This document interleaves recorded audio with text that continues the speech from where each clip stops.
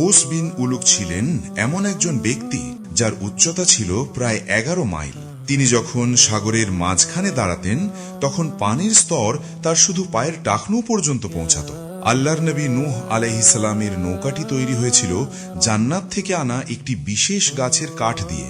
বলা হয় সেই গাছ থেকে 1,24,004টি তক্তা তৈরি করা হয়েছিল এবং এগুলো দিয়েই পুরো নৌকার কাঠামো নির্মিত হয়েছিল। এই জান্নাতি গাছটি সাগরের গভীরে পড়েছিল।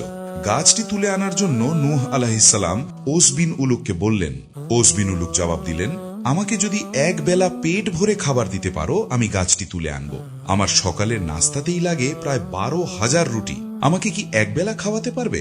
নূহ আলাইহিস সালাম বললেন, ইনশাআল্লাহ পারব। ওস বিন উলুক গাছটি তুলে আনার পর নূহ আলাইহিস সালাম তাকে খাবার দিলেন, মাত্র 3টি রুটি। ওস বিন উলুক বিস্মিত হয়ে বলল, হে নূহ, কোথায় আমার 12,000 রুটি আর কোথায় এই 3টি? এগুলো তো দেওয়ার আগেই শেষ হয়ে যাবে। নূহ আলাইহিস সালাম বললেন, বিসমিল্লাহ পড়ে খাওয়া শুরু করো। ওস বিন উলুক বিসমিল্লাহ বলে খেতে লাগলো। একটি রুটি এবং আরেকটির অর্ধেক খেয়ে সে থেমে গেল এবং বলল, আমার পেট ভরে গেছে। যদি আর 1.5টি খাই তবে মনে হয় আমার পেট ফেটে যাবে।